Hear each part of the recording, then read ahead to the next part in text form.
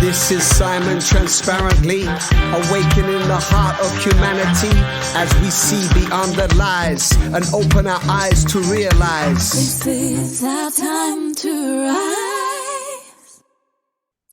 Welcome everyone to another Simon Transparently.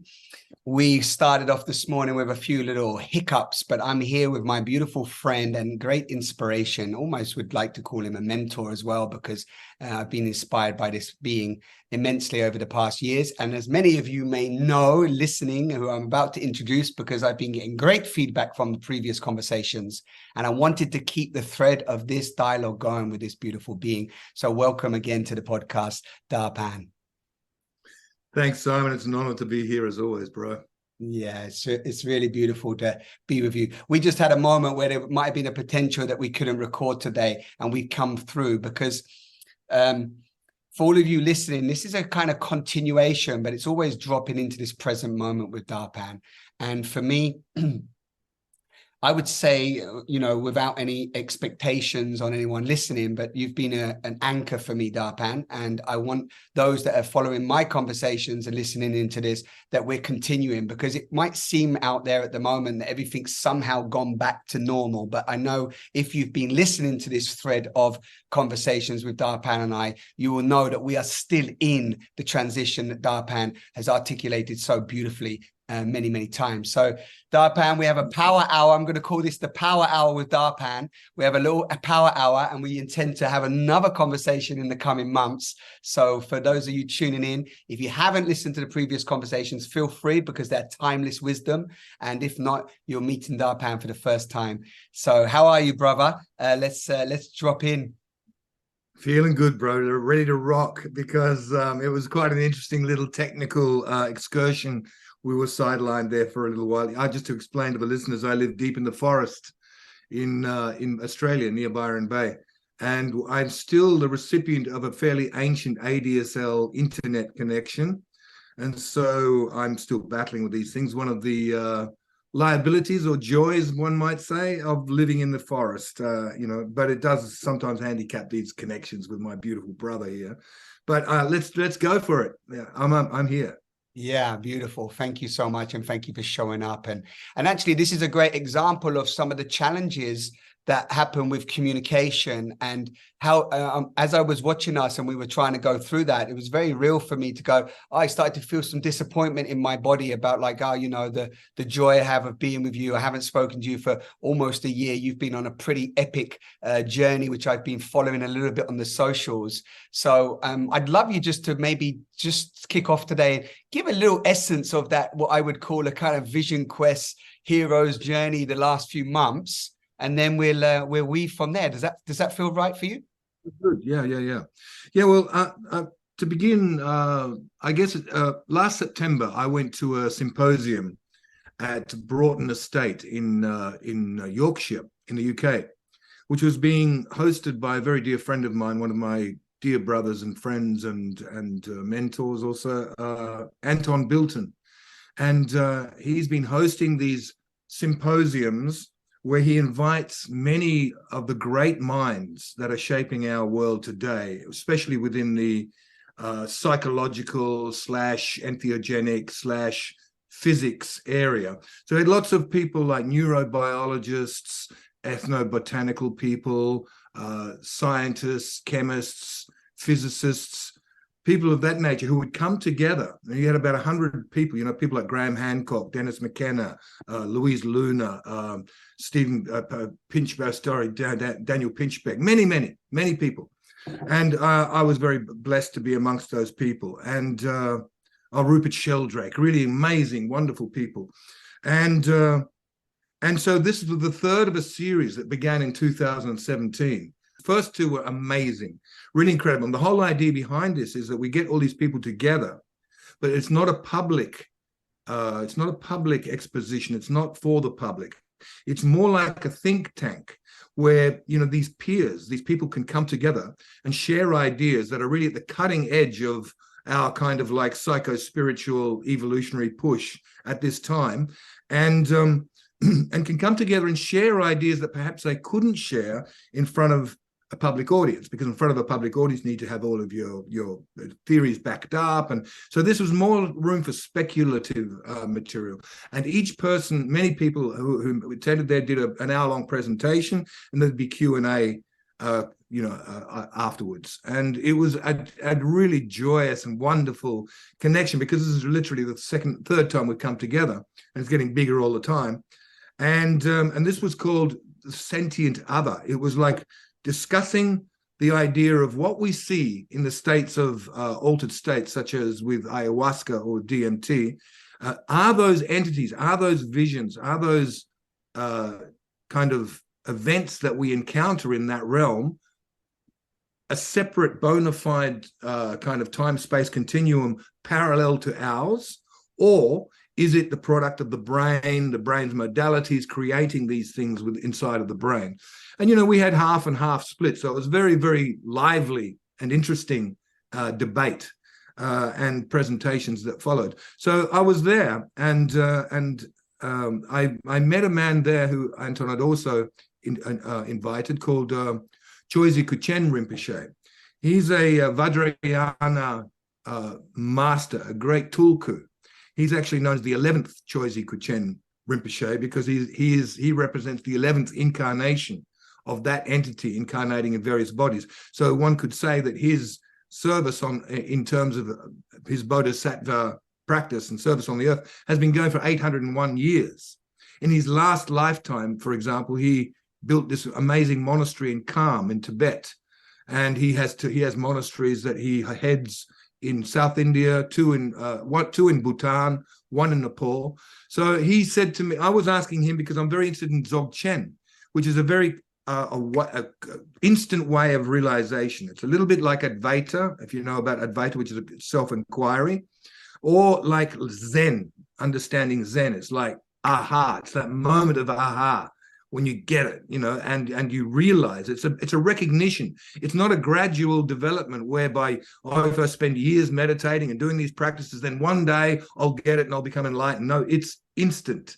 It's a way of repositioning your consciousness so that you recognize something that you couldn't recognize before. And that recognition involves recognizing that you are already a perfect, whole, complete being already. But there's just all these veils and filters and layers that prevent us from recognizing that in ordinary time. So this was a man who was a great master in this tradition, and I was asking him about the Dzogchen, and in our conversations he stopped me and he said, "You and I have a karmic connection." I said, "Oh, that's interesting, good." And he said, you must come to Bhutan." So I said, "Yeah, I've always felt a deep connection with the Tibetan Buddhists. I know I've had past lives as a Tibetan Buddhist. I've seen it in the ayahuasca sessions, and also I chose to use Tara, who I see as the enlightened embodiment of the divine feminine, as my goddess within the work that I've done for 30 years with the plant medicines." Right. And I've always used and always invoked the Tibetan kind of lineage, even though in this lifetime I haven't had a direct connection to that. So he said, "Yeah, you and I have a karmic connection. You must come to Bhutan." So I felt a very deep resonance with this man. He was a beautiful man, really. He was younger than me, like he's 40, 39 at the time. And so he's a young body, very hip with phones and technology and all of that. But he's just had this amazing history. He even met in this lifetime as a young man, and his consort from the last lifetime, when she was 80. That must be amazing, where you meet your lover from a past life and you can have that connection in this life. So anyway, that's just to fill in the background of Choisi Kuchen Rinpoche. And anybody who wants to check him out, you should go to YouTube, because this guy is an incredible singer. Like, you can hear in his voice the depth of his lineage and the incredible authority that he carries. These are mantras that he sings on YouTube, and in particular the mantra to what they call Guru Rinpoche, or otherwise known as Guru Padmasambhava, who was really the root guru of Vajrayana Buddhism. He was the one who brought Buddhism from India to Tibet in the 8th century. And you've got to remember that Tibet was at that time very rich in cultural traditions of the Bonpo shamanism, which is a very, very powerful and very deep shamanism, and also heavily influenced by Shaivism as in the tantric lineage, the original tantric lineage. And so Vajrayana, as he brought that into Tibet, Padmasambhava, he took what Buddha Shakyamuni had developed in India and just he included the Bonpo shamanism into the Buddhist tradition in Tibet. And so, like, if you go to a Christians, when they go to a new colony, they always say, oh, your traditions, your shamanic gods, they're the devil. Don't have them. This is the real savior, Jesus, Not so Padmasambhava. He said, oh, you're worshipping all these fire-breathing demons and blood-drinking entities. Good. We'll bring them into the Dharma and make them protectors of the Dharma. And that's why you see in those Tibetan tankas, those fire-breathing entities like Mahakala or Yamantaka, who are actually Buddhas of compassion and have been in Padmasambhava subdued them to make them protectors of the Dharma. That's what sets Tibetan Buddhism apart from, say, classical Theravada Buddhism, which is the Indian version. So having given that background, I was invited by this man to Bhutan, which is really, to speak a moment about Bhutan, it's like one of those pure lands, a magical land that is really without comparison on this earth. They measure their GDP there not in terms of money, but in terms of happiness. They have a happiness quotient. Nice. And and the land is completely unadulterated. There's no billboard, there's no advertising, there's none of the usual Western affectations and accoutrements of commercialism. None of it. It's just a pure, beautiful land, and the people are genuinely happy and genuinely, seem very fulfilled compared to most other countries. So I first went to Nepal on this tour on my way to Bhutan, and I went to the cave of Yangalo, which is where Padmasambhava achieved Mahamudra, which is enlightenment, where he became, he resolved the polarity gap. But it's interesting that this cave is also very sacred to Shiva. And so both the Hindus and the Buddhists go there to worship, because Shiva was using that cave, reportedly, as well as Padmasambhava. And so that was an amazing experience to go there and to really feel that and to start to immerse myself within the Buddhist traditions. I was studying a lot at the time, reading, immersing myself. I already knew quite a bit about it because I've been studying Buddhist philosophy for a number of years, although I wouldn't have officially called myself a Buddhist and still don't. But I'm very, very influenced by Buddhist thought, just as I am by Taoist thought, which is the Chinese tradition. And they're very similar in many ways. But anyway, then after that, I decided to go to Bhutan and met Choisi. And the very first day I went to the monastery called the Tiger's Nest, which is set halfway up of this impossible cliff on these massive mountain ranges, which was the place where Padmasambhava practiced with his consort Yeshe Chogyal, 700 years ago, 800 years ago. And it's just an amazing, unbelievably beautiful place. And so that took a whole day's trek just to get there. It was quite arduous. But an amazing initiation into this magical pure land of Bhutan. And so I spent the next couple of weeks exploring all through all parts of Bhutan, and in particular going to a monastery established by a man called Longchenpa in the 12th century. And he was a great mystic, a great master of Dzogchen. And I'd read a lot of his books prior to meeting Choisi Kuchen Rinpoche as well. And so for me, it was like a homecoming in a certain sense, in that it was putting together a lot of these feelings and yearnings and kind of like resonances and connections that I've been feeling, particularly to Padmasambhava, who I've always been incredibly fascinated by his life and his work. And so that really was a pilgrimage for me. It really represented spiritual passage into my own heart. And it came at an interesting time because I've been working with the plants and with the shamanic traditions for 30 years now, or longer, but at least, professionally for 30 years. And somehow or other, I felt that the coming to Bhutan and meeting Choisi Kuchen was a coming home. It was almost like saying, you're to come back home to us now. This is where you started, and what all the work that you've done has been imbued by by your lifetimes with us, and now it's time to just come home. And I really felt that as a finite thing, and it was a very Wow. I felt a deep fulfillment, and especially I felt a deep resonance and a deep friendship with this wonderful man, Choizi Kuchen Rinpoche, who has become a dear mentor and a dear friend. And he also did various empowerments and initiations for me while I was there, particularly into the mysteries of Padmasambhava. And so it was a very fruitful and very rich time for me. So, and I'm really happy I went by myself. I left my partner at home. This was very much a personal journey for me. Yeah.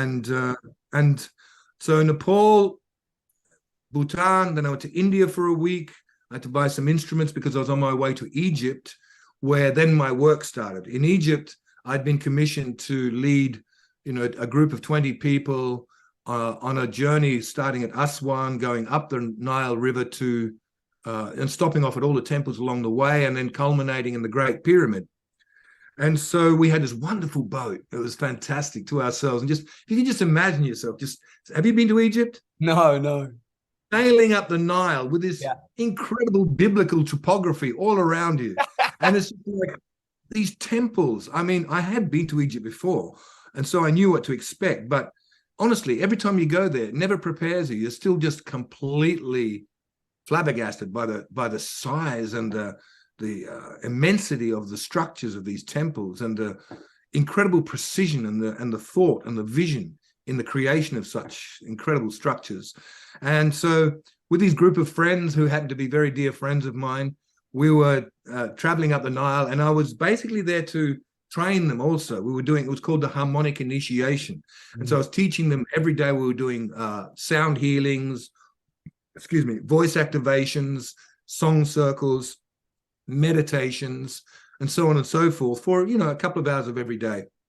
And the rest of the time was either sightseeing into temples or just enjoying the magnificent ambiance of being on the Nile on this wonderful boat. Right. So anyway, to cut a long story short, we went through all the temples and ended up the crowning jewel really was in the Great Pyramid, where we managed to pay bakshish to one of the caretakers of the pyramid, who allowed us to go in there privately between the hours of 11 p.m. and 2 a.m. with nobody else in the entire pyramid. We had it to ourselves.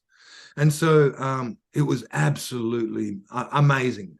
The pyramid is quite an interesting thing. I mean, when you enter into it, it's quite hot because there's not a lot of air traveling inside. And first of all, we went down to the subterranean chamber, which, if you know the king's chamber, when it's in the pyramid like this, 3/4 of the way up is this special area called the king's chamber, which is the initiation chamber and the sound chamber. Well, if you can imagine another pyramid going underground, like a star tetrahedron, at the same level, 2/3 of the way down exists the subterranean chamber, which, according to people like Melchizedek, he claims that it's a fourth dimensional space, that you can see visions in there on the Natch. And when you realize you've got this massive structure of the pyramid right above you and you're right below it under the earth, it's really quite an incredible feeling. And we held vocal initiations in there, and that was really amazing. It's a very tight, very narrow, very steep incline, 45 degrees tunnel that you have to go through. You have to literally bend up double. I do anyway, to get down there. It's quite arduous, but quite extraordinary. And then we went up to the Queen's Chamber and eventually to the King's Chamber, where we spent an hour and a half. And it was absolutely mind-blowing. Oh my God. First of all, they didn't want us to bring instruments in there, but I brought in my little chimes, and of course I can't take my voice away. And because they just don't want people to be doing, rituals and things like that in there. But once we got there, I said to our guy, I said, listen, do you mind if we just switch the lights off? And he went, no, that's fine. So we switched the lights off. And then I began with the harmonic throat singing and doing full invocations, and really to spend about 20 minutes just doing full invocations to inside that place. And then everybody started coming in with their voices. And it was just this moving melange, this carpet of sound that was just weaving in and out. And you've got to remember that the construction of this place is such that it has granite, like all that's entirely created in granite. And each block is like 70 tons. So you got this piezoelectric quality to the sound and to the actual electromagnetics within the room. And by the time we finished it, I felt like a toroidal donut with the energies coming straight up the sushumna, showering out over the top and coming back down through the feet and through the hara into the perineum and up the channel again.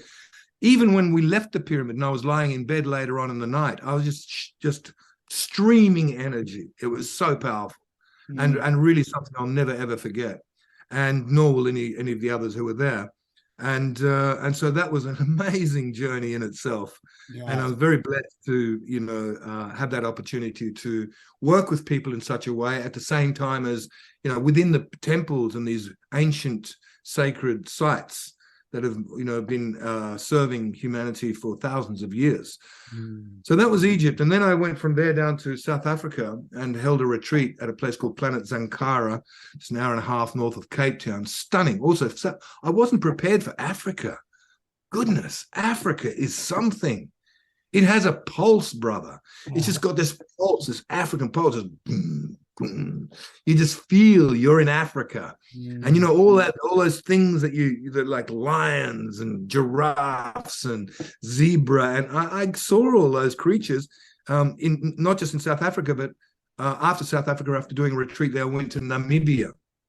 Yeah, you said you loved it there. South Africa was stunning, but Namibia is a jewel, unbelievable jewel, pristine in its essence. We were in a remote part of the Namib Desert, and you know, like there were the Bushmen, the Kalahari Bushmen are there, but also these beautiful big black Bantu people, and we were staying at a place called Wolverdan's Eco Retreat Center, which was like a 5-star plus eco retreat in the middle of nowhere, but it was completely self-sustainable. They, you know, make their own food, their own gardens, their own animal husbandry, their water, their electricity, their amazing community of about 100 people, all indigenous people. But it was inspired by this German man. I've forgotten his name for the moment, but absolutely extraordinary because, you know, Namibia is something else. The quality of the silence, the clarity of the light, the just the purity of the land. You know, you just see oryx and zebra and ostrich just wandering by, just in the nature. We weren't in a reserve, and the mountains are such that when you take photographs of them, you're sure that you're turning up all the saturation points and, you know, increasing the color, but it's exactly how it is. So I was really deeply impressed by Namibia, and I'm really looking forward to going back. But that was the culmination of my. That was that was like three month pilgrimage. You could that was right, 3 months. Yeah, that's right. Yeah, and then that was also leading in. I mean, there's so much you could share there. I think what I want to highlight is that when I listen to you, it's so interesting because you have such a connection to sound, right? This is really one of the key elements of how you transmit. And it's interesting when I listen to you describe it, because you describe it from such a point of sound, no, and a point of resonance in the way that you experience something, no, even the way that you're seeing it, which I guess on a question that was popping up is like, what is that pilgrimage in and of itself? That's your experience. That's you went on that journey. Amazing, a pinnacle point of your own journey, you know, as a messenger, if you will. It came back to also a point of your birthday, a huge celebration, coming back home, a big culmination of, you could say, it sounds like you went home, you came home though into the kind of Buddhas, then you went on this whole journey, and then you came home again to like where you're living, and there was a huge celebration. And as I'm listening to you, I'm like, what is the message to those out there that are listening? Of course, they can drink from your experience. They can get a taste of possibly what that is, but it would be unique for everyone. And the way that you, even being in the pyramid, and the way that you feel a pyramid is going to be very different to somebody else, right? Because you know, you are Darpa and you've been on your journey and so on and so forth. So I'm curious as well, what, you know, when they say you go on a pilgrimage or a vision quest, or you leave the Shire for a while and then you go, you know, because that was like a 3-month hero's journey within a journey, right? So I'm Mhm. curious, like, what's the gem that you bring back as a message for those listening to you and even listening today on our conversation? If something Right. pops up, you know. Yeah, well, to me, with everything that's going on the planet, and there I was going to many different countries, different cultures, seeing how they were all responding to the various, influences and pressures that the whole globe has been kind of under or subjected to for the last several years, how simplicity can bring you back to that which is ever present, always immanent, always there. And mostly it's drowned out by the din, by the din of our social media, by the ideas and the kind of debates we have about various, kind of arisings within the human collective, and the technology that's arising all the time to support that. And all of these things are wonderful and magical and good in terms of serving our creativity, our connectivity, of bringing us together as a one world, as a collective, an awareness of ourselves as one human family, because that's the upside of all of this technology. The downside, of course, is the separation of that. But the technology itself is not to blame. It has a higher octave and a lower octave, like everything else in duality. And so I see the higher octave, and I totally embrace the technology. But it was good to be reminded that beyond the technology, beyond the thoughts and feelings and emotions and philosophies that are just overwhelmingly present on the planet today, and the kind of like, and it's a sort of like, the diversity of so much, often conflicting points of view. Right. When you bring things back to simplicity, how heartwarming and a fully affirming of humanity it is. And often we can feel in this world of ever diversification and acceleration and unfolding at such a rapid rate, everything's happening so quickly, that we can often feel overwhelmed by this. And it seems, where's the answer? Where's the solid ground? How can I navigate this in a way without the anxiety and without the fear and without the separation, alienation that many of us feel in this process? And it was just beautiful to find that there is a country existing on this planet where people are still as wholeheartedly in resonance with those deep human values of just care, love, generosity, happiness, sharing. I mean, these sound very simplistic, and we go, I do all that, but do we really? And how deeply do we embody that? Because when I was in Bhutan, I could have left my rucksack in the main street and by mistake and gone back an hour later and it would have still been there, or it would have been handed into somebody fully intact. It's that level of respect and love that I was meeting in Bhutan. And of course, that's available to each and every one of us. It's interesting also to note that in Bhutan, it's not completely untouched. They introduced television maybe about 12 years ago only. Oh, just 12 years. Then, only 12 years ago. But since then, the crime rate has gone up noticeably. There you go. It's the loss of innocence. But that innocence can be reclaimed at any moment by any one of us at any time.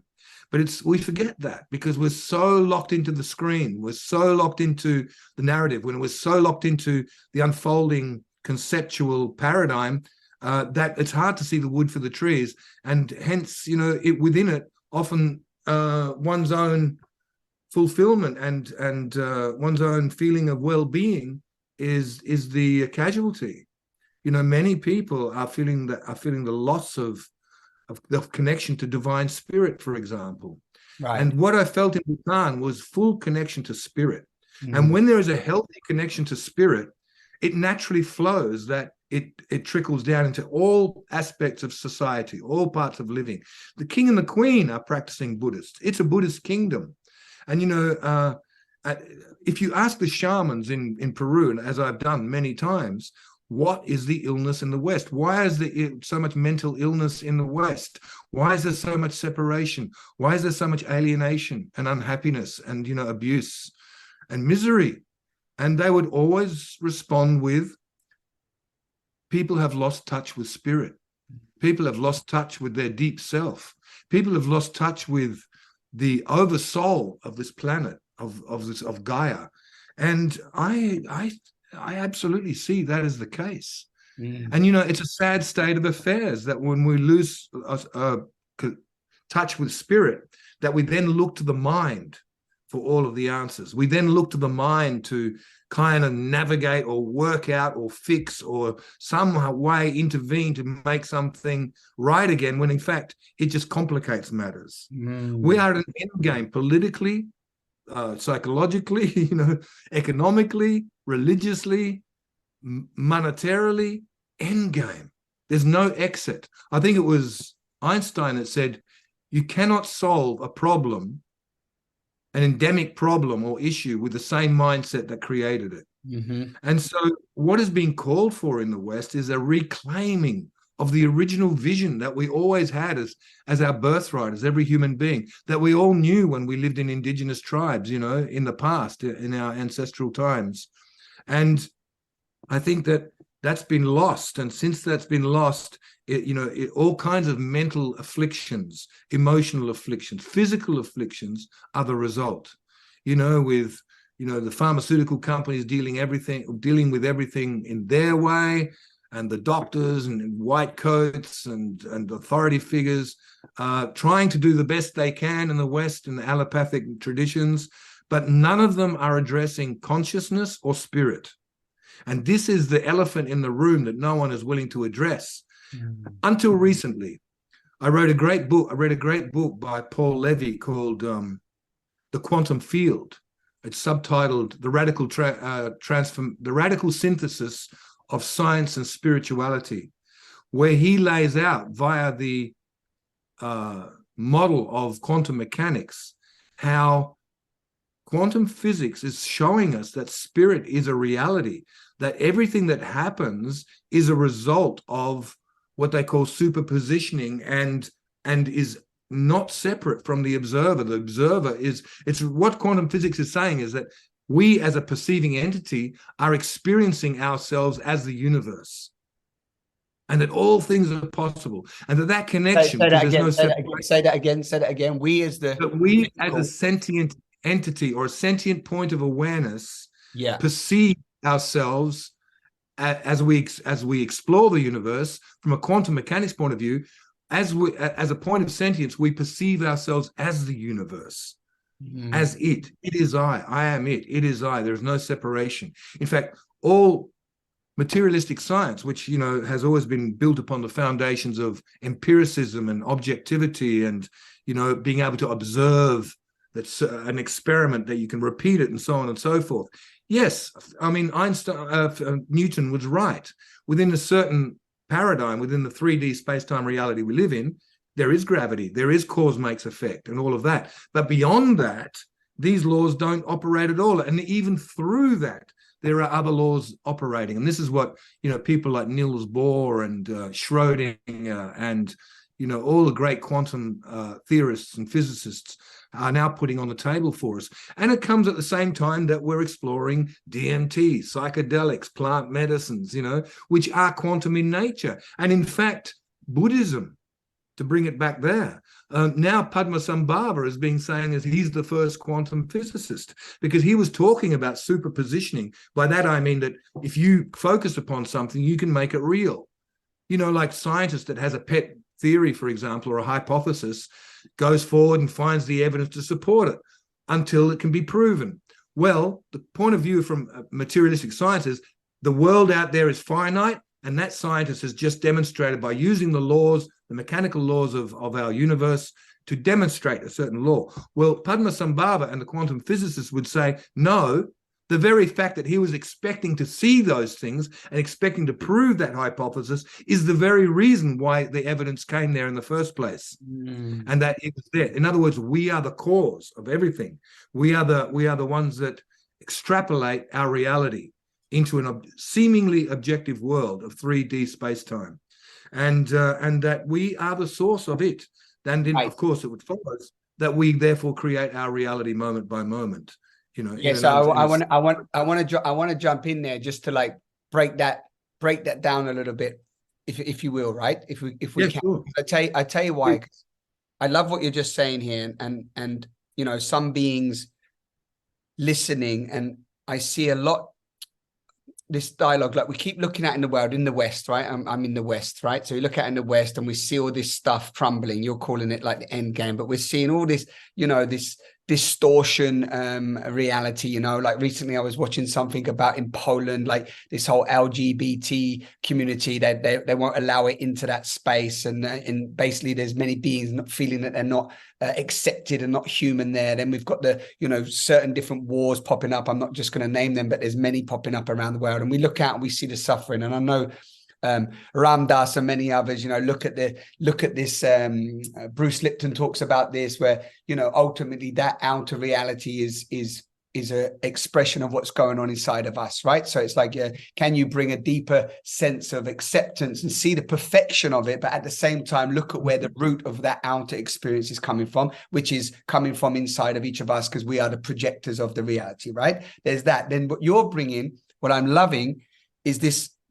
Because, for example, I saw the other day somebody talking about, you know, these different theories, whether it be gravity, for example. So, what if there's gravity? Why does smoke go up? And like, what, you know, what does gravity mean? And it's like all these different. There was something I watched the other day, Darpan, you may have seen it on Instagram, where there's this guy with the light and the vibrational field of sound, which I know you're so into. They've got these 3 pieces of how you say, material of holographic thing. They put them on top of each other with the right light and frequency, and it formed a human baby. It formed the shape of a baby, right? I'm going to send it to you after. It's kind of mind-blowing, because it's like, it's this idea of bringing in again the quantum and the holographic, and then of course human beings, I don't even know if I don't want to call us this, constantly exploring the mystery, the unknown, to try to work itself out. And then when I speak to you, I like to see that huge picture that you offer me, and then bring it back to this, what I would say, slightly distorted idea of what humans think they are, and how we can bring that new information in, that new awareness in, to dissolve the density of what it means to be labeled as a human, if I'm making sense, right? Because that distortion for me creates the separation, and then creates all the suffering, the violence, and the wars, because we think that we're not these phenomenal interconnected beings, basically. So I don't know if that makes sense, but I've just seen all these little fragmented pieces that are so distorted. But then when I'm listening to you and we're kind of having this new information that so many people don't even have access to, Darpan, right? That's the whole point. It's like, this is kind of a privileged, evolved way of considering, you know, you're in think tanks and heart tanks with, you know, some of the greatest thinkers on the planet, right? And so, yeah, that's all I wanted to bring in. So I just wanted to ground it, land it, and then see how that works in a day-to-day human who's caught in the let's say the matrix of going to work and coming home and not even knowing how to feel. Yeah. Well, I think that your last, thank you. Beautiful. That's very juicy. In fact, your last sentence really inspires a kind of a solution to exactly how to navigate through these unprecedented times of turmoil, and really where we find ourselves, to take us back into that old kind of metaphor that we often use as being in an initiation rite, collectively, that human race is undergoing a collective initiation into a higher state of consciousness, into a radical shift in consciousness. Well, if we were to take that metaphor, we're in the hall of mirrors right now, and all we're seeing is lots of distorted reflections, just as you so beautifully described. And it can often be very overwhelming to think, how do I move through this? How do I go? I can't see the wood for the trees. Yes. And you know what? Any attempt to try and work it out with the mind, any attempt to try and suss it out with conceptually, is kind of doomed to failure, or creating a whole lot more complexity on top of what you're already experiencing in this moment. And so many are going down that path, and many of the great brains and intellects are doing that. And to a certain degree, you can create an artifice or an edifice of, I know what's going on with all that information, but do they really know what's going on? Or are they just surrounded themselves with an artifice, as I say, of knowledge and of speculation? So you know what I found to be the answer for me, and for how I share with my friends to move through this, is the art of not knowing, bro. We've got to develop and cultivate the art of not knowing. I call this the wisdom of insecurity. This is what we've got to cultivate in ourselves, the art of being okay in this moment now, and that allowing the next moment to take care of itself when it comes, not projecting forwards or looking backwards into how we did it in the past and looking for solutions or strategies or ways to deal with this incredible complexity and this incredibly rapid unfolding that's happening right now. Really, it's just like the old Hopis were saying. You know, they said there's a very river running at this time, and it's running very, very fast. And all you need to do is keep your head above the water. Don't try and struggle. Don't fight to go towards the bank. Don't swim against the current, obviously, but many are doing that. And don't try and panic or do anything with anything. Let go. Let go and just know, trust that the river will lead you home. The river is taking us to the ocean, to the great mother, to the great, the unified field. And so my feeling with this is just having the courage and finding the presence within oneself to step forward, to wake up every morning and to just, take time to yourself. Take some, if you call it meditation or just quiet time or walking in nature, but something, doesn't matter what it is, where you're reconnecting with simplicity, with nature, and, you're not immediately going to the phone. I mean, that's the first impulse. Many of us, I do it too. You pick up the phone, see what the messages are. But if you can actually go, yeah, I'm going to do that. But first, my number one priority is going to be, as of today, connect. Yeah. Connect with nature. Yes. Just take time out. Don't even call it meditation. Just sit quietly. Listen to the birds. Enter this present moment. Just be here now. And it's the most healing, the most wonderful thing we can do as we move through these accelerated times. And it is an accelerated time. And we are in the hall of distortions, just all kinds of mirror reflections. It's very confusing. Yeah. And wait there. You right there, because you just said something lovely, right? That this wisdom of insecurity, the art of not knowing. And now I know we're on this power hour, so I've got to bring you in. I got to bring you in for this little piece, because I love that you're bringing it. So when you said connecting to spirit, because I just want that lovely thread of your whole pilgrimage and this deeper sense of connecting to spirit, and how Bhutan and some of these other places, they have that sense of connecting to spirit.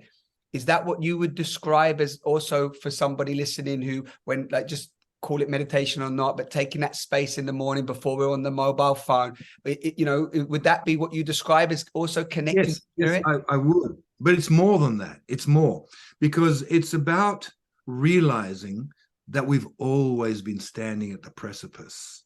It looks like we're standing at the precipice for the first time. Humanity is a make or break. Are we going to make it through to the other side, or are we going to dissipate and fall down and destroy the planet and destroy ourselves in the process?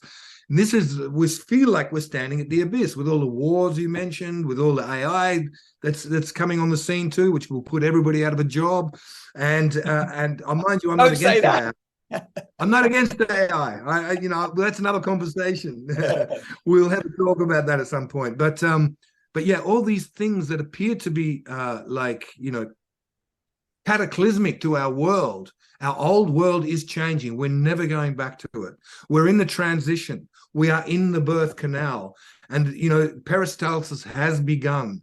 We are inexorably being pushed forward. There's no going back. Yeah. So first of all, we have to acknowledge that. Yes. We're on this journey together. Yes. And it's an individual journey and it's a collective journey. And as long as you can accept and let go, this is what the Hopis were saying about these times when they were talking about. Their prophecy was, keep your head above the water, go with the flow. Don't try and resist in any way, shape, or form. Just go and just be simple. Keep things simple. Stay connected to community. Nurture your family, your friends, love each other, show that you care, and really start to form those bonds of which I know you're doing in your world, I'm doing in my world, many people are doing. And so it's actually a phenomenon that is very powerful at the moment, but you won't hear about it or read about it in newspapers or on the nightly news. But right. It's happening, absolutely happening, because people are seeing, people are waking up. They're realizing that the confusion, which is a result of this massive acceleration in our process is not a necessity. It's an option if you decide that you want to be confused, if you allow yourself to get into the state of anxiety. So first and foremost, we need to become sovereign in the sense of being masters of our own ship, of managing our own emotions, thoughts, feelings, and actions. That means taking responsibility for everything we are. That means, taking responsibility for our thoughts, what the emotions come out. Instead of blaming the other, our partner or a situation or an event for the way we feel, we've got to start to realize that it's my feeling. It's happening in my body. I'm the one who's experiencing this, regardless of who I think is the cause or regardless of who I want to blame. I'm the one experiencing it. So therefore, I'm the one who has the dominion to be able to shift that or not. And so we need to take that dominion. That's what I call taking sovereignty. It means taking control of the ship. Stop taking your instructions from outside authority figures. Stop taking your instructions from the society's rule books or religion's rule books. Disconnect from those people and say, I will decide. This is what I call the process of awakening. It's the process of growing up, actually, to put it in really plain terms. It's simply getting out of our nappies. Stop pissing in your own backyard. Stop, be responsible.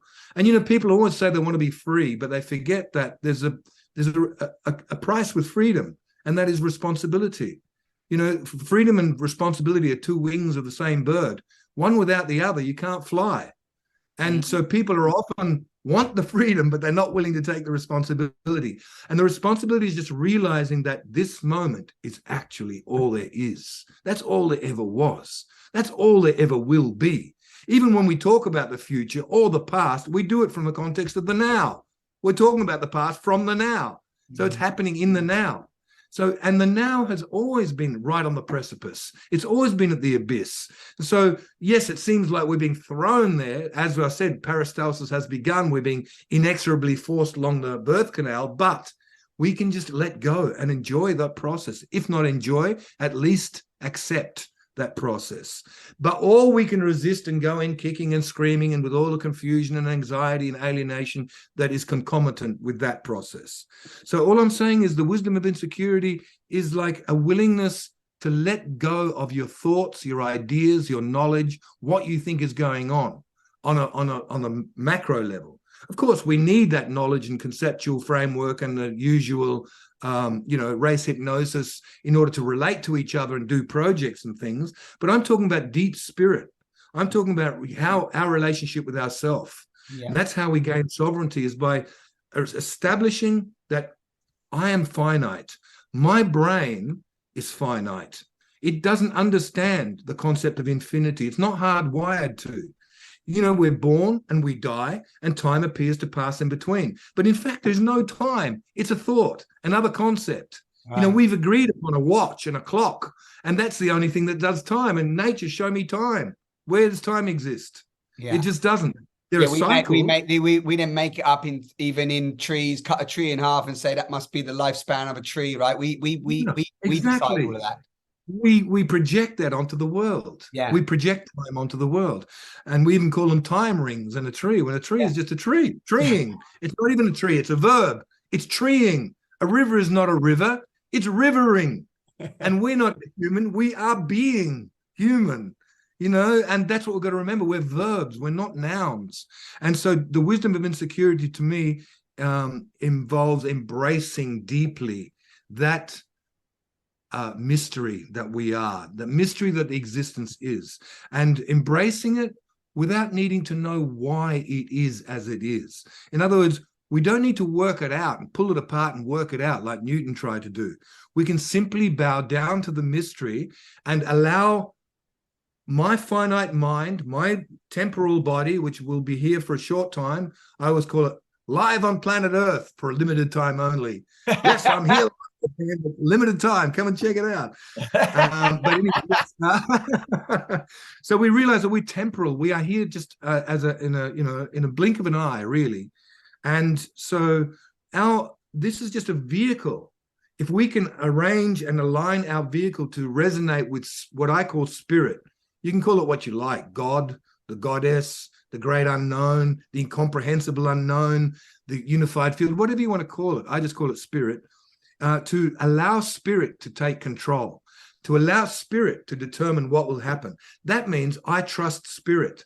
And then I ask spirit and say, Spirit, I'm this person, this personality living here in 3D space-time on planet Earth. Tell me give me my instructions. You know, I'm here to carry them out.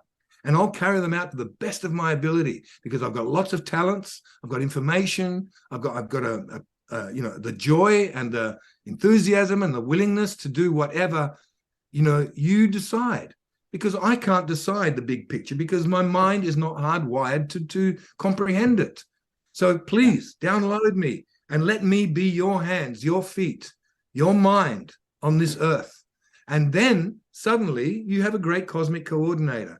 And if you truly do that from your heart, you really do that, then suddenly you enter the flow of synchronicity. And you know when you're on track, because the right things happen at the right time. You meet the right people, the right things are presented to you in order to fulfill whatever the instructions you've been given.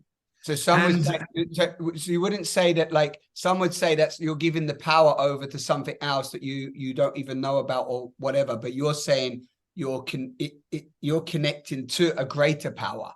No, I'm not saying that at all. I'm saying I am that power. Yeah, I am. You're beyond like spirit. Physical. Yeah, when I talk about little I, I'm talking about Darpan. Yeah. But when I'm talking about spirit and I'm talking about the unified field, I am a point of sentience within that field, within God, if you like. But I am it. It is I. There is no separation. Yes. It is immanent in me and in all things. Yes. In the same way that ancient animist, shamanic cultures believed it to be. Exactly. But we're going to do it and in a much more high-tech way. But the principle will be the same. And I call that the wisdom of insecurity, letting go of the known, letting go of everything you think you know about yourself, about others, and be fresh, be innocent to the moment, to be spontaneous, to be able to really give of yourself fully, wholeheartedly, and totally and completely, without holding back because of your thoughts about what's possible or what's not possible. And I think if you have the trust to do that, that is the wisdom of insecurity, because you don't know what's going to happen, and you don't know. You can't pre-plan. You can't have a strategy. You just operate and you just go from the moment. And to me, there's a spontaneity and a playfulness there, right? A playfulness. There's a spontaneity and a playfulness. And I just wrote this here. Yeah. You reminded me of what Charles Eisenstein said.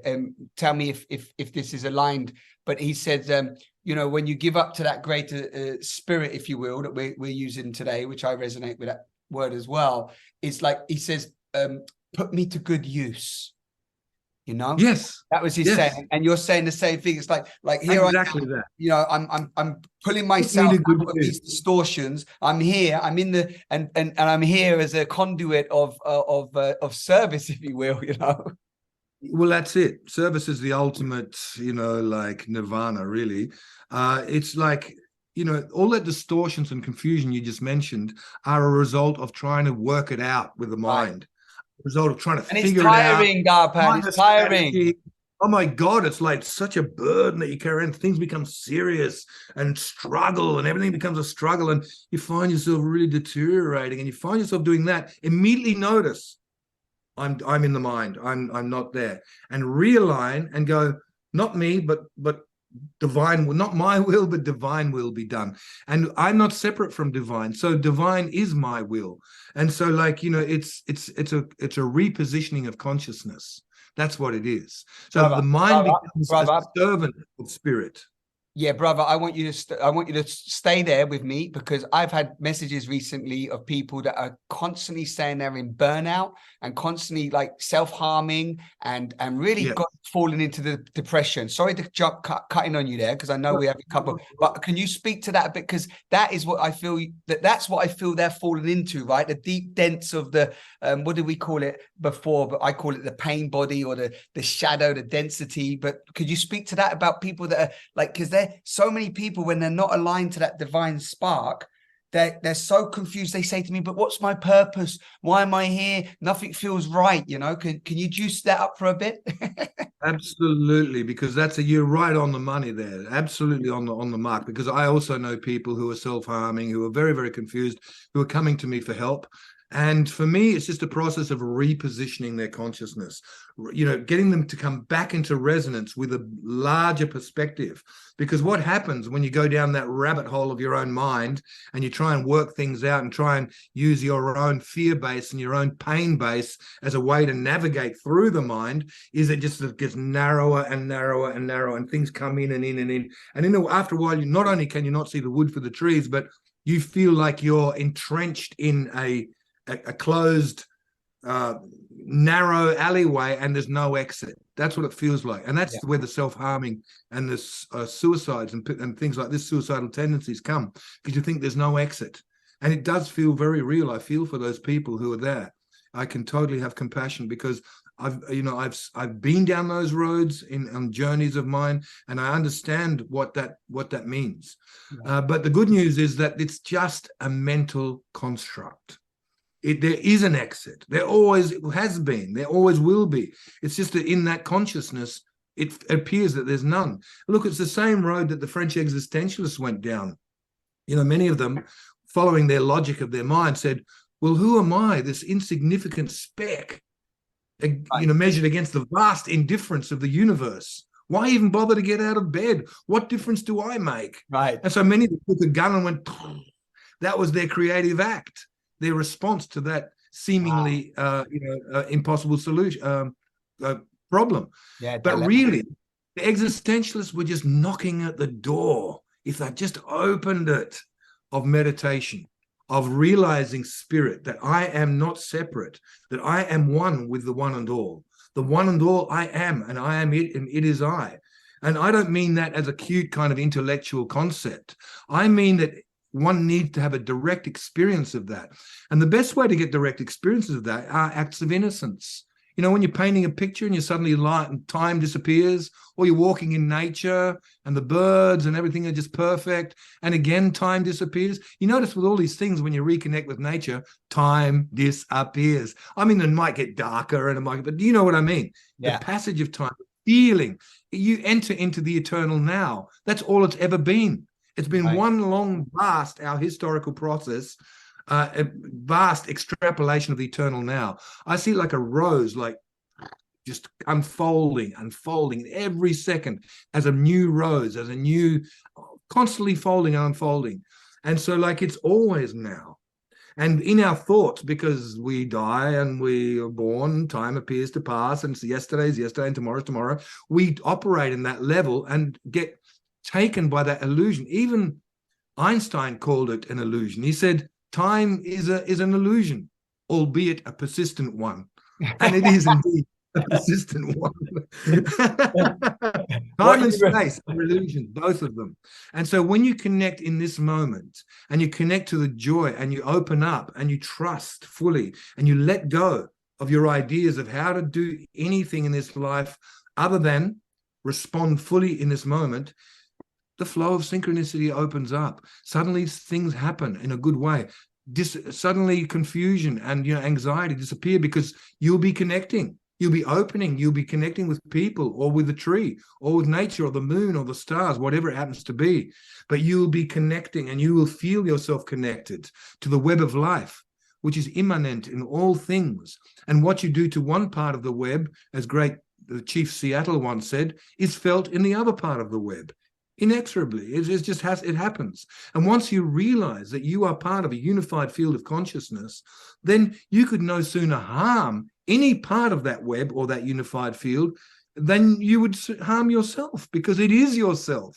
And so then there's no need for rule books. There's no need for concepts about how we should live together. There's no need other than the practical ones of how we organize life, education, transport, food, medicine. Those things are organizational things, and AI can take good care of them.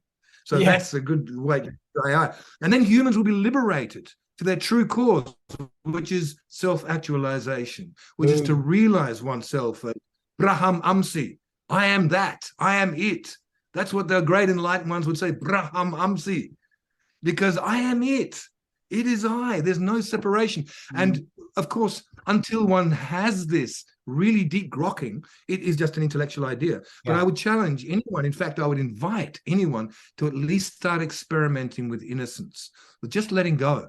When you see a flower, stop thinking, oh, it's pink, it's a daffodil, and start labeling and doing all this. Just see the flower. Just be with the flower. Yeah. It's not a flower. That's just a name we gave it. Yeah. It's whatever it is. Yeah. And it is there in its wholeness, its beauty, its richness. But sadly, we in the West walk around looking at labels. Yeah. We just see labels. There's a tree, there's a plane, there's a person, and we're constantly living in a world of concepts. We are not living in the true world. There is a veil, and we don't know it. It's like the people in Plato's cave. Do you know the allegory of Plato's cave? Of course. And well, I mean, that's what we're living in. We're looking at shadows. We're looking at shadows. And meanwhile, I remember Osho, my master, my teacher, he said, look, he said, my work is really strange. He said, basically, I'm here to tell you about something that you don't know about. And it's like these people in a house that think that's all that there is the house. And you keep kind of persuading people, no, but there's a world out there. There's trees, there's beauty, there's sunshine. Nah, bullshit. That's all myth. We've heard about that before. It's a fairy tale. It's not true. So then what does he do? He can't persuade them. He goes, everybody, the house is on fire. Get the fuck out of here because you're going to burn down. So everybody jumps out of the house, goes, holy shit, there's a world out here. Look at this. How wonderful. And that's the job of a master. He has to somehow cajole, trick, seduce, however it takes, whatever the device is to wake you up, to jolt you into that sudden recognition of what you've been all along, what you are right now, this instant, which is just covered up by our concepts and thoughts and ideas and our conditioning. So it's finding simple ways out of that. It seems like such a difficult thing to do once you're in the trap, but it's so simple to get out because you just got to reconnect to innocence, nature, sitting quietly, coming back, calming the body, mind, spirit, allowing spirit to take precedence, saying, not my will, but divine will be done. Today, I will follow what I know that my deepest feelings, my desire to follow my bliss is going to be the way that, if you like to use this term, God speaks to me. God speaks to me by allowing me to have bliss and keep following that. That's not to say that following the bliss won't bring huge challenges and huge experiences that are not always so blissful. But in general, if you're following your true path of just being present and more and coming back to the moment and just opening your heart and moving all of this stuff down here, still we're going to use this, but it's going to be the servant of spirit instead of being the petty tyrant in charge. And if you look at the newspapers or the television, what do you see? It's just an insane mind running amok. Yeah. And that's what the shamans were saying. The West's problem, the West's dilemma is that they've lost touch with spirit. And so to reconnect with spirit is a very simple thing. And, many people put it different ways. Some people who are reborn, again, Christians say, you've got to accept Christ into your life. Well, that's their way of understanding it. It's not literally that, but it's good. The Christians have their way of explaining it. Bring Christ into your life. That literally just means bring the heart, open the heart, allow yourself to become innocent as children, as Jesus talked about. I'm not particularly a Christian, but in whatever religious modality you wish to offer, there's always a way. They all offer the same antidotes. And that is coming back to self, coming back to presence. And that time is an illusion. It always was, it always will be. A useful one, because if we want to connect and do things and agree upon things, it's a useful artifice.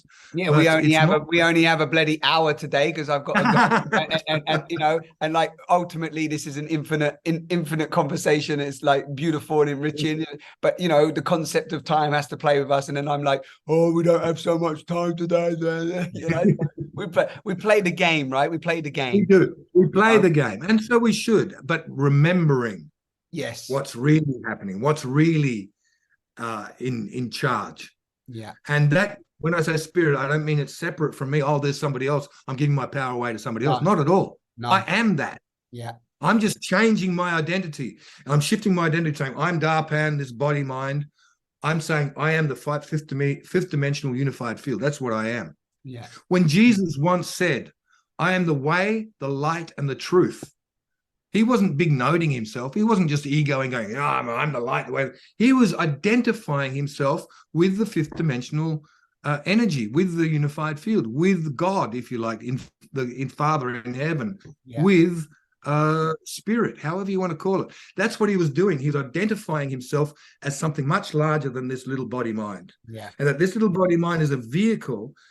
When you identify with that as your true source, then this vehicle becomes a conduit for that force to come through. But while you still see that God is separate from you, and then it's God, I could say, giving your power away from God. Who are you praying to? Please help me get more money. Please help me do, this is very childlike. Yeah. And what's being asked for here is for us to throw away our dollies and to grow up. Simply grow up. Take responsibility for who you are. It's a very simple message. And that's what I call the wisdom of insecurity, because you don't know. You don't know what's going to happen in the next moment. And you trust. It's all about trust. It's all about, but that doesn't mean you can't use knowledge. You have your mind, but once spirit gives you the intention or the direction, then you use your mind. You say, okay, mind, we've got a project for you, because mind loves projects. We're going to be doing this, this, this, and this, and we're going to create this, and we're going to create something else, which is in alignment with spirit's wish. And then the mind will go, yeah, fuck yeah, let's do that, let's go, because the mind loves that. But if you don't give mind projects and establish spirit, then the mind will take the controls and take the wheel out of fear of losing itself, out of fear of being annihilated. It will take control and establish dominion, and that is where the problems that's where we get there. That's where the distortions start coming in, and then what we spoke about earlier. Okay, beautiful. So I have to reconnecting. Yeah, go on. Reconnecting and reclaiming. Yeah, it's a simple repositioning of consciousness. Yeah, repositioning of consciousness, a reconnecting and reclaiming. Yeah. I'm gonna kind of like end us off today with saying that, for those of you listening out there, Darpan created 2 beautiful transmissions. And the reason why I'm bringing this in now, just because we have a power hour with Darpan today, but one of them being called Metamorphosis, which I will continue to share as long as I'm rolling around, and another one called A New Vision. The New Vision maybe doesn't get as much airplay as a Metamorphosis. People are kind of like really loving that one, but there's so many gems of nuggets in those transmissions. And one being that, we will, the world that we're moving into from this point of awareness and consciousness that Darpan's sharing and has been for 30 years, and many others are pointing to, when we start to play into that point of awareness and consciousness and seeing ourselves as this greater spirit, everything that Darpan's expressed today, and instantly the world that we know it is going to be unrecognizable by most today, right? And I just want to bring that in, because what you're really pointing to, and I think your world is already like that, Darpan. I know mine is definitely transitioned more into that now, and many others that we have in our field, is that once that point of awareness changes, you don't see the world as it was before. It's not in that frequency. So we have shifted, and I'm going to just bring in this. We're going to talk more about this on our next podcast. But you said at the beginning, before we recorded today, you said, you're going to move into talking more about reclaiming vision to manifest the new paradigm.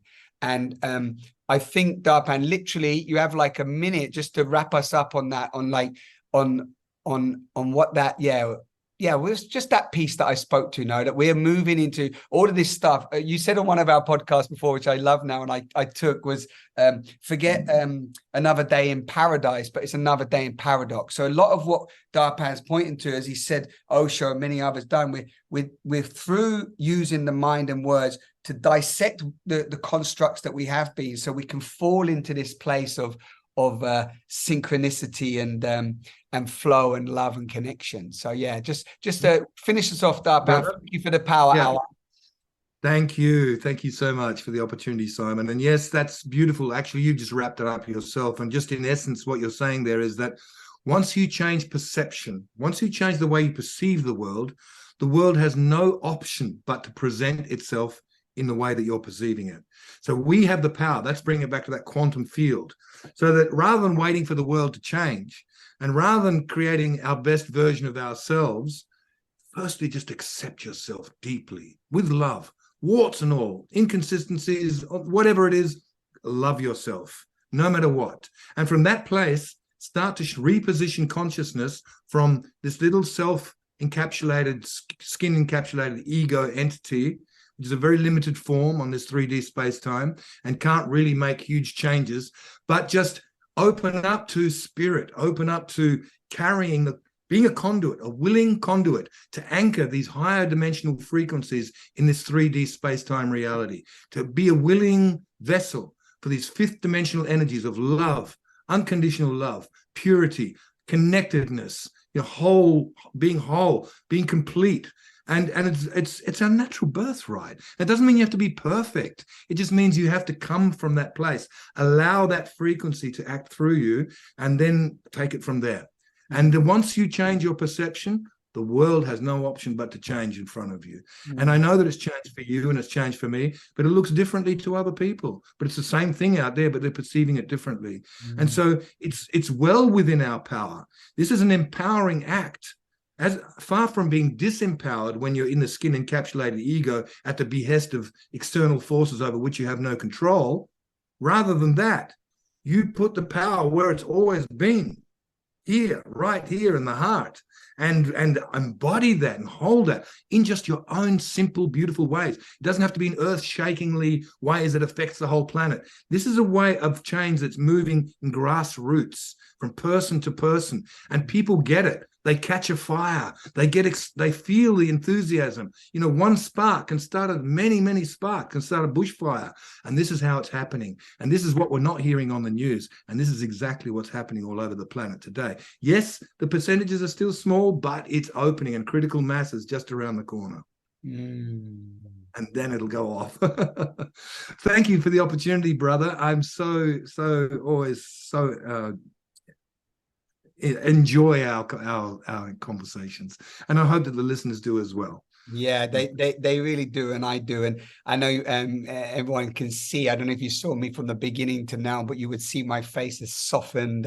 I've been grinning most of the time, giving Darpan some flicks of my fingers because I really I know that listeners, you're with me on this, but for me, I get totally filled up, as I said at the beginning, anchored in. So, brother, I love you. I appreciate you. This has probably been our little power hour, probably the shortest of one of our conversations. But I will, as I said at the beginning, there will be some more coming in the coming months. And just thank you, Darpan, and thank you for continually just going on this journey yourself, and being an opportunity to just bring me especially back to that point. And the point of, I like what you said today. We didn't say it so much last time, but this point of innocence, there's such an expansion in that. So thank you so much, brother. Deep appreciation. Blessings, brother. The feeling is entirely mutual, and it goes both ways. Thank you so much. And thank you to all the listeners for being here. Yeah, and please do tune in. The links are always under the podcast. Please go over to darpan.com. The links are under here. There's lots of things happening that he does in the community where he's at, and also online. There's beautiful videos on YouTube. And also, if you're feeling inspired and you're loving this podcast, then please check out either the videos on the YouTube channel. And if you want to support me on Patreon, please do. Any small contribution will support all the running and what it takes to bring these conversations to your ears and your hearts. So thank you all so much for tuning in. Lots of love. Ciao, ciao. Thank you for listening to another episode of Simon Transparently. This podcast is a call to action, a call into sovereignty, a call to speak our truth and love ourselves fiercely, and for us all to rise up together as love. If you are resonating with my offerings, you can support me by becoming a patron, for which I would be deeply grateful. And you can access more of my content at simontransparently.com. This is our time to rise.